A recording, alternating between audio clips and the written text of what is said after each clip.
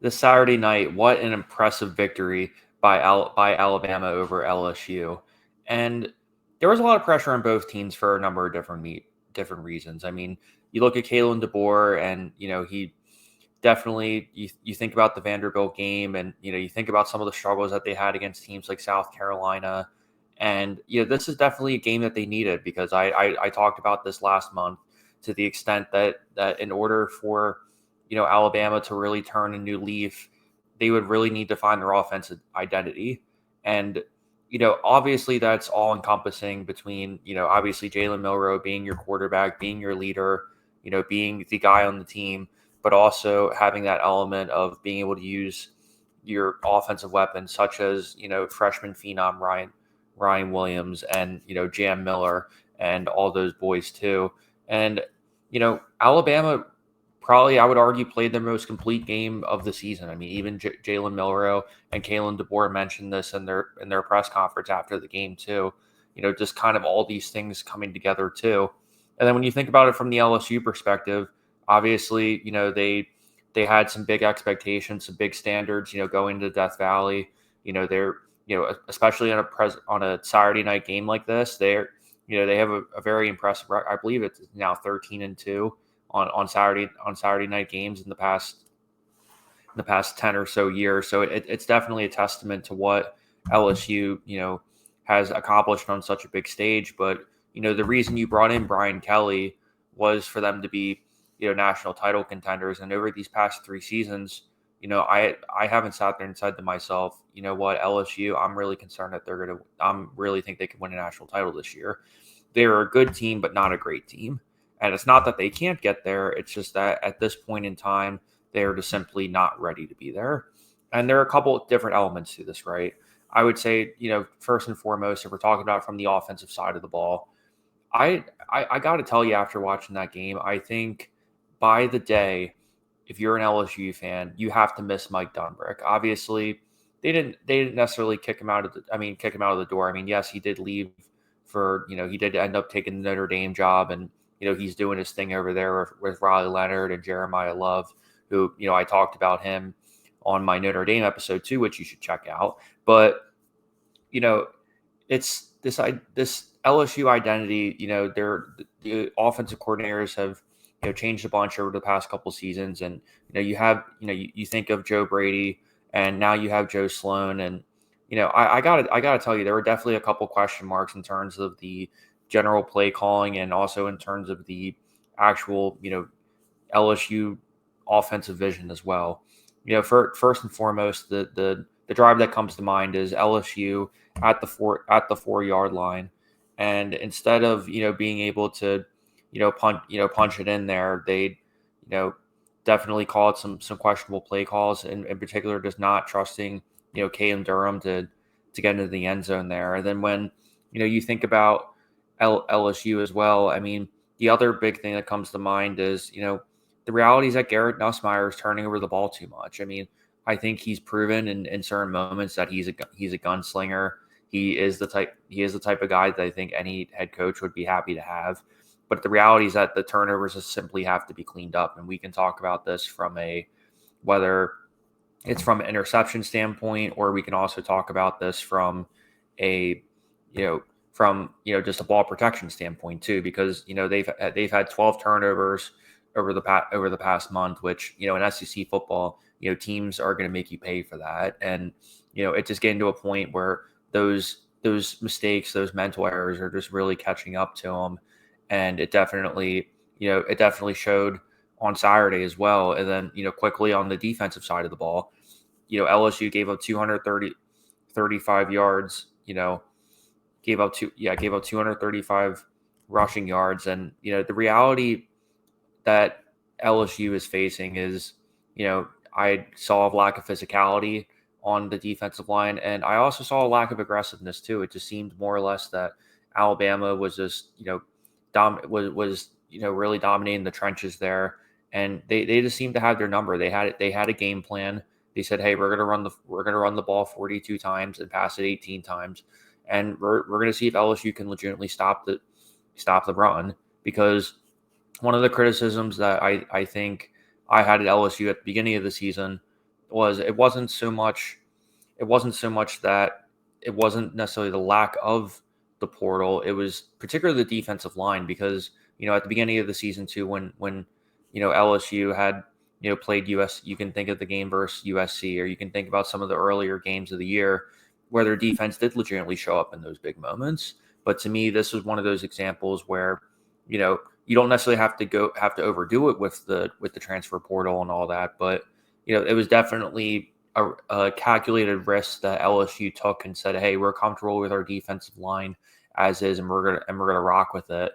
But when you have these moments and you lose by this margin, it speaks on the scoreboard. It speaks psychologically, and it's going to sting until the end of the year too, because this really was their moment in many ways. This is exactly what you wanted. You got both two lost teams. Again, I am reluctant to call games eliminator games, but this was really in essence an eliminator game. And unfortunately, somebody has to lose, and Alabama was definitely the better team. But in terms of, I talked about the defensive line for a second and the lack of aggressiveness and the physicality. But to me, what this game also spoke about in terms of LSU's defense is the reality is that they can't stop scrambling quarterbacks. We can go back and talk about, I'll even go back and talk about the Marcel Reed game, about Texas A&M a couple weeks ago. I mean, Marcel Reed, if Connor Wegman started that game, I think we'd be having a completely different conversation about LSU right now. And, when Jalen Milroe runs for four touchdowns, has 185 yards rushing, and it wasn't just like a quick, 2 yards down the middle. He had a 39-yard one. He had one that he popped for over 60 plus. I forget the exact number. And then he had a couple of ones for 10 and 15 there. But there were giant holes that Alabama's offensive line was creating too. Now, granted, Milroe has the God-given speed and ability to be able to do his thing and make teams pay. But when you're LSU, it's just at this point in SEC football, it's just inexcusable, this late into the year to be, letting these sort of things happen. And it was really just kind of all on route. It was really just a team that, quite frankly, came unglued and in a big moment, and quite frankly, not something that you expect from an LSU team. Death Valley, one of the toughest places to play in the country. And it's a testament to Kalen DeBoer and this offensive staff led by Nick Sheridan too. They came out with a game plan, they executed it, and it showed a clear weakness and a clear vulnerability that I would anticipate, LSU really having to address in the offseason, particularly on the defensive line, and also getting a couple edge rushers in there to really wreak some more havoc and get some more pressure on these quarterbacks and not let them feel as comfortable. But yes, Alabama deserves all the praise in the world, and yes, I just gave you 5 minutes of it. But if we're talking about Alabama now in the long term, heading into the playoff, my real question that I don't think has yet to be addressed, and something I've mentioned a month ago, last time I talked to Alabama, is can Alabama not only pass the ball, but can they do it mistake free? And I've said this before. I am not going to sit here and tell you that Jalen Milroe can't throw. That's not the point of this segment. That's not what I'm insinuating at all. If you remember the Iron Bowl where Alabama had that last second touchdown, Jalen Milroe can launch it down the field, and he does have moments where he can put some finesse and some touch on these passes. But I've yet to see a game where Alabama really won it through the air. And granted, a lot of the criticisms that were kind of sparking from, this time last month in October, a lot of them were surrounded by Jalen Milroe not trusting his progressions and really forcing passes that aren't there, having too many interceptions, and also and most importantly, the defense giving up a lot of big plays too, and it really wasn't all coming together.